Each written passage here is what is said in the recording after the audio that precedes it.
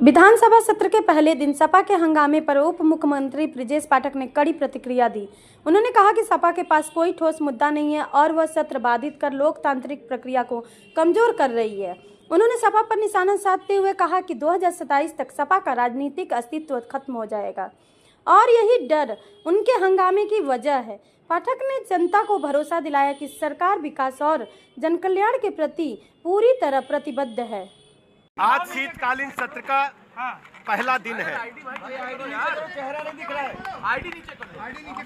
हमारी सरकार का संकल्प है कि उत्तर प्रदेश को पूरे राष्ट्र में डेवलपमेंट के मोर्चे पर नंबर 1 पर रखना है।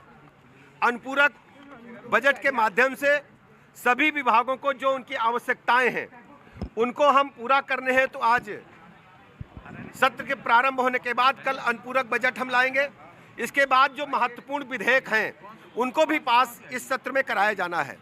हम पूरे प्रदेशवासियों के हित में, चाहे डेवलपमेंट की बात हो चाहे लॉ एंड ऑर्डर की बात हो, प्राथमिक दृष्टि से हमारी जिम्मेदारी है कि उत्तर प्रदेश को हम डेवलपमेंट के मोर्चे पर और लॉ एंड ऑर्डर के मोर्चे पर नंबर 1 पर लाएं और उसके लिए सरकार लगातार काम कर रही है।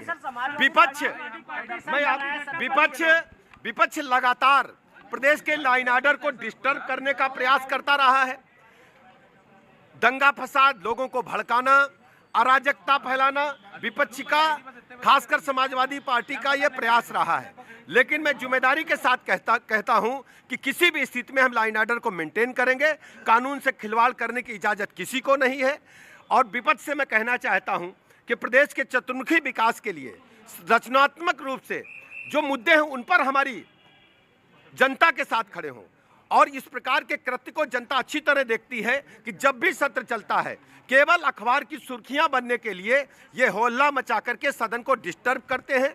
प्रदेश की जनता पास से माइन्यूट ऑब्जर्व इनको कर रही है और आप देखेंगे कि 2027 में जब विधानसभा का आम चुनाव होगा ये बुरी तरह से पराजय का सामना करेंगे। सर, बॉलीवुड एक्टर वरुण धवन ने पीएम मोदी और अमित शाह की जोड़ी को देश की गोल्डन जोड़ी बताया है। आप जानते हैं आदरणीय प्रधानमंत्री नरेंद्र मोदी जी के नेतृत्व में आदरणीय गृह मंत्री अमित शाह जी ने पूरे देश को एक ऐसा माहौल प्रदान किया है। वास्तव में महसूस होता है कि 2014 के बाद से भारत दुनिया में जो महाशक्तियां थीं उनके बराबर खड़े होने के लिए तेजी के साथ आगे बढ़ रहा है। बड़े बड़े अर्थशास्त्रियों का मानना है कि भारत माता जब 100वीं वर्षगांठ आज़ादी की मना रही होंगी 2047 में, तो हम विकसित राष्ट्र की तरफ स्थापित हो चुके होंगे और आर्थिक महाशक्ति के रूप में तीसरी बड़ी आर्थिक ताकत बनकर के उभरेंगे। सर, वरुण धवन ने अमित शाह को देश का हनुमान बताया है। देश का हनुमान बताया सर अमित शाह। सच्ची बात है। जैसे प्रभु राम का सारा संदेश, सारा कार्य पूरा करने के लिए भगवान हनुमान जी जाते थे, आदरणीय अमित शाह जी ने भी जिस ढंग से जन जन तक पहुंच करके एक बड़ा कार्य भारत माता के लिए किया है। वास्तव में भारत माता दुनिया में सर्वोच्च शिखर पर भारत माता का झंडा लहरा रहा है।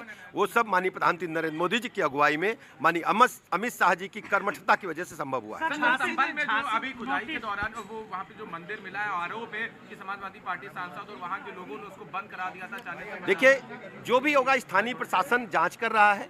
कानून मेंटेन हो, कानून से कोई खिलवाड़ न करे, ये हमारी जिम्मेदारी है। चर्चा से भाग रहे हैं, कम समय रखा गया है। भैया, जितनी चर्चा करना चाहे करें। जो चर्चा मिली है उस पर तो आप बात नहीं करना चाहते हैं। वो एजेंडे पर हैं कहाँ? उनको विधानसभा सत्र के एजेंडे से मतलब नहीं है, केवल वो सदन का समय नष्ट करना चाहते हैं। झांसी में मदरसे में एक साजिश का खुलासा हुआ है कि ट्रेन डिले हो रही थी। देखिए, हमने बार बार कहा कि हर स्थिति में लॉ एंड ऑर्डर को मेंटेन करेंगे। जांच एजेंसियां विभिन्न पहलुओं पर लगातार जांच करती रहती हैं और जब भी तथ्य प्रकाश में आते हैं कहीं कानून का उल्लंघन हुआ है तो कड़ी कार्रवाई करती हैं।